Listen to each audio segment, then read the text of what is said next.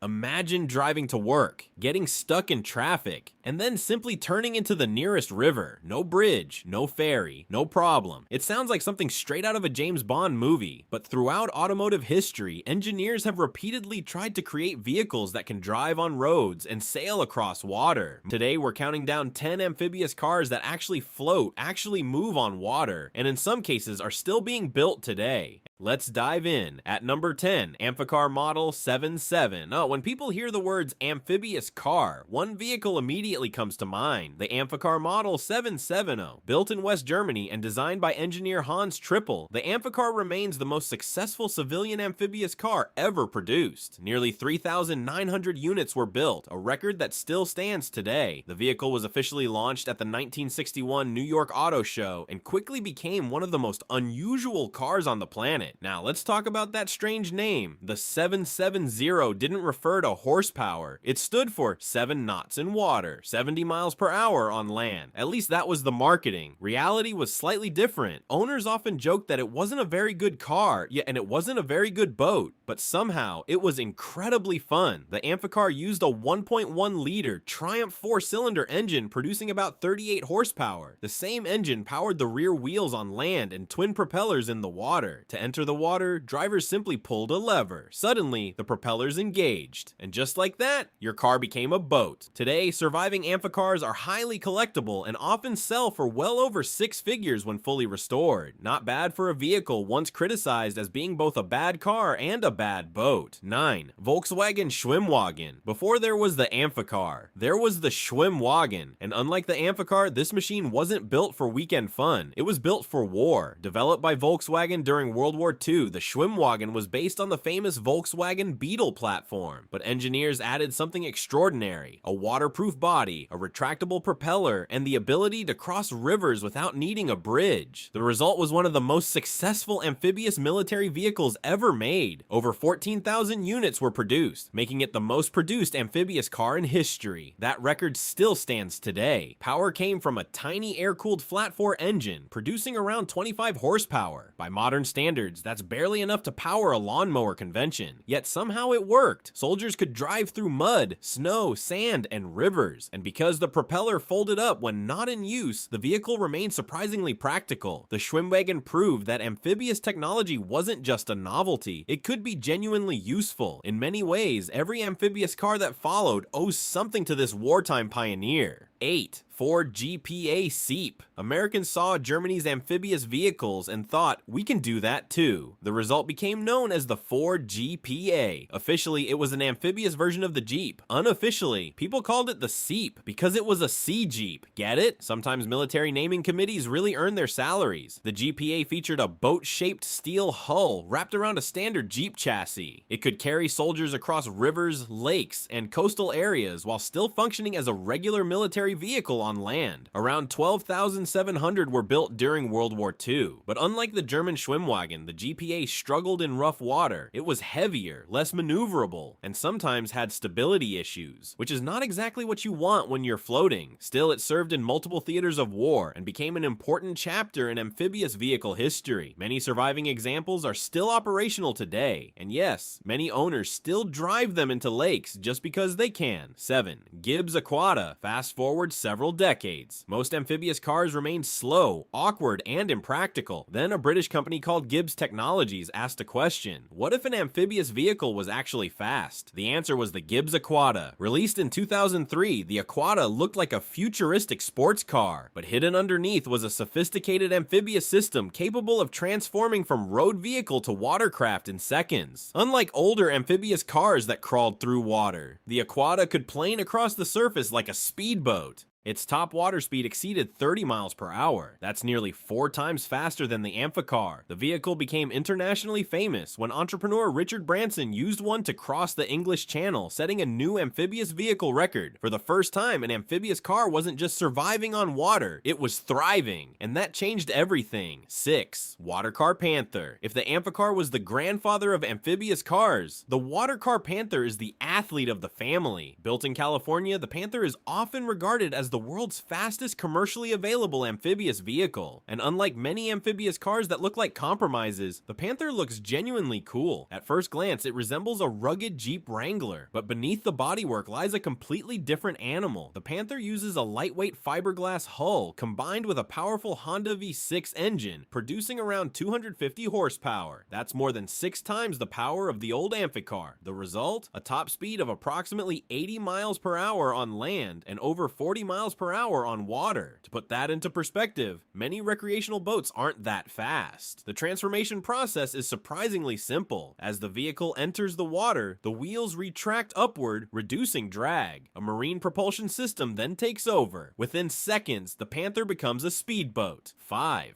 WaterCar Python. While the Panther focused on practicality, the WaterCar Python focused on one thing: speed, and lots of it. The Python was designed to push the limits of amphibious performance. Engineers fitted it with a massive General Motors LS Series V8 engine. Depending on configuration, power output exceeded 600 horsepower. For comparison, many supercars from the same era produced less. This monster could exceed 125 miles per hour on land. The Python could also exceed 60 miles per hour on water. That's faster than many dedicated speedboats. Think about that for a moment. You're driving a car, then suddenly outrunning boats. That's the amphibious equivalent of a duck winning an air race. The Python eventually earned recognition as one of the fastest amphibious vehicles ever created. However, its extreme performance came with trade-offs. The vehicle was expensive, production numbers were limited, and maintenance wasn't exactly budget-friendly. Still, it demonstrated something important. Amphibious vehicles no longer had to be slow.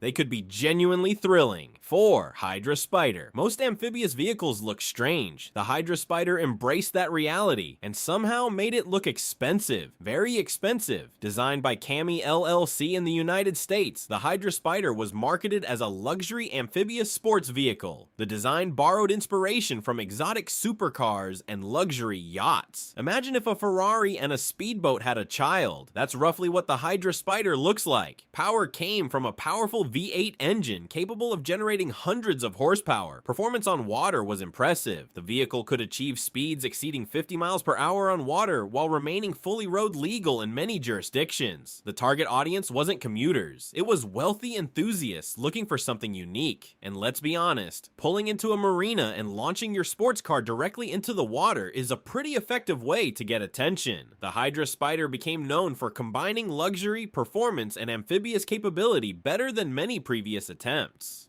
3. Sea Lion. Now let's talk about one of the strangest vehicles ever built, the Sea Lion. Unlike most vehicles on this list, the Sea Lion wasn't produced by a major company. It was created largely by one man. Engineer and inventor Mark Witt spent years designing and constructing what would become one of the fastest amphibious vehicles in existence. And it looks absolutely insane. Seriously, if Batman designed a speedboat car hybrid after 3 cups of coffee, it might look something like this. The Sea Lion features a custom aluminum body, aircraft-inspired engineering, and a powerful rotary engine. The driver's seating position is unusually low, almost like a fighter jet cockpit. Performance is remarkable. The vehicle can achieve impressive speeds both on land and on water, making it one of the most capable custom amphibious machines ever built. But perhaps the most fascinating aspect is the craftsmanship. Virtually every component was carefully engineered to solve the unique challenges of operating in 2 completely different environments. Roads and water demand opposite design philosophies. One requires traction, the other requires buoyancy. Combining both is incredibly difficult. The Sea Lion demonstrates what can happen when engineering passion meets creativity, and perhaps a slight obsession. 2. Rinspeed Splash. Most amphibious vehicles float. The Rinspeed Splash did something far more ambitious. It flew. Well, sort of. Created by Swiss engineering company Rinspeed, the Splash featured retractable hydrofoils. For those unfamiliar with hydrofoils, think of underwater wings. As speed increases, the wings generate lift and raise much of the vehicle above the water's surface. This dramatically reduces drag and dramatically increases speed. Instead of plowing through water like a boat, the The Splash glides above it. It's the same principle used by some modern racing boats and advanced naval vessels. The vehicle could achieve speeds exceeding 45 miles per hour on water, remarkably impressive for an amphibious concept. The Splash also featured environmentally conscious engineering, including a small turbocharged engine designed for efficiency. Although it never entered mass production, the vehicle proved that amphibious transportation could incorporate advanced marine technologies. Sometimes innovation isn't about selling millions of units, it's about showing what's possible. At number 1, Yangwang U8. Our final vehicle isn't a traditional amphibious car, but it may represent the future. The Yangwang U8 is a luxury electric SUV developed by Chinese automaker BYD. Unlike earlier amphibious vehicles designed specifically for boating, the U8 was engineered primarily for emergency flotation and water survival. In demonstrations, the SUV can remain afloat temporarily and move through water using its electric motors. This isn't intended for recreational boating. You're not taking it fishing. You're not crossing the English Channel, but if the vehicle enters deep floodwaters or falls into a body of water, it can provide occupants valuable time to escape. That's a completely different philosophy from previous amphibious vehicles. Instead of turning a car into a boat, it turns a potentially dangerous situation into a survivable one. Some experts believe future amphibious vehicles may rely heavily on electric technology. If they're right, the U8 may represent the first glimpse of what's coming next. From World War II battlefields, to luxury waterfront mansions, to futuristic electric SUVs. The dream of a vehicle that conquers both land and water has fascinated engineers for nearly a century. Some of these vehicles became commercial successes, others became engineering experiments, a few became legends, but all of them proved one thing: the idea of driving into a lake and continuing your journey isn't science fiction, it's engineering, and occasionally, a little bit of madness. So here's the question: if you could own any amphibious vehicle on this list, which one would you choose? Let us know in the comments. And if you enjoyed this video, don't forget to like, subscribe, and join us for more incredible automotive stories from around the world.